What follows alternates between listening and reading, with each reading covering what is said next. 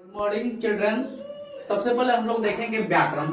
व्याकरण में हम लोग के ये सब्जेक्ट चैप्टर ये है कि वर्ण तथा उसके उच्चारण स्थान। ठीक, तो हम लोग क्वेश्चन समझते हैं कि वर्ण किसे कहते हैं।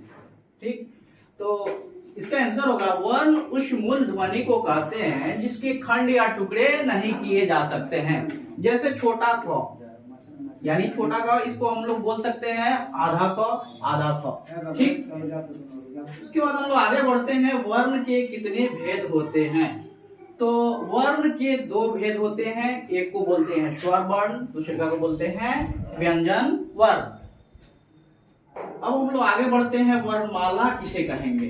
ठीक, तो वर्णों के क्रमबद्ध समूह, यानी एक के बाद एक जो आएगा उसे हम लोग वर्णमाला कहते हैं। जैसे क के बाद ख, ख के बाद ग, ग के बाद घ, घ के बाद अंग, इसे हम लोग वर्णमाला कहेंगे। उसके बाद हम लोग पढ़ेंगे स्वर वर्ण किसे कहते हैं। तो जिन वर्णों के उच्चारण में अन्य किसी वर्णों की सहायता न लेनी पड़े उसे हम लोग क्या बोलेंगे जी? स्वर वर्ण। और इसकी संख्या 13 मानी जाती है। परंतु जो स्वर वर्ण है, परंतु उच्चारण के आधार पर इनकी संख्या केवल 10 ही मानी जाती है। यानी अगर हम लोग उच्चारण करेंगे तो केवल 10 ही वर्ण को उच्चारित करेंगे। ठीक, आगे बढ़ेंगे स्वरों का वर्गीकरण। ठीक, तो स्वरों का वर्गीकरण 7 आधारों पर किया जाता है। फर्स्ट को बोलते हैं मात्रा या उच्चारण के आधार पर, सेकेंड बोलते हैं मुख द्वार खोलने के आधार पर, थर्ड को बोलते हैं जीभ के प्रयोग के आधार पर, यानी आपका जीभ कैसे प्रयोग कर रहा है।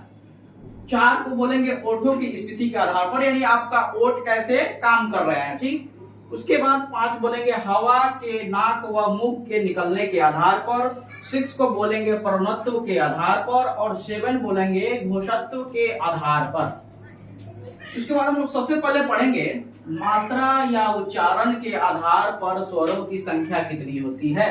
तो मात्रा या उच्चारण के आधार पर स्वरों की संख्या 3 होती है। एक को बोलते हैं ह्रस्व स्वर, सेकंड बोलते हैं दीर्घ स्वर, और थर्ड बोलते हैं प्लुत स्वर। तो ह्रस्व स्वर किसे कहेंगे?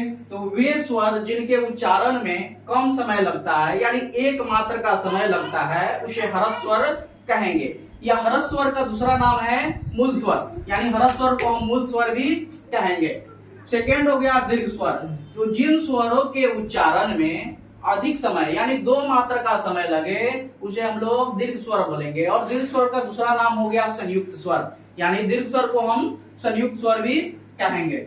थर्ड हो गया प्लुत स्वर। तो वे स्वर जिनके उच्चारण में दीर्घ स्वरों से भी अधिक समय लगता है उसे हम लोग प्लुत स्वर कहते हैं। जैसे हम लोग मान लेते हैं ओम, यानी ओम को बोलने में ज्यादा समय लगेगा, इसलिए हम लोग क्या बोलेंगे जी? प्लुत स्वर।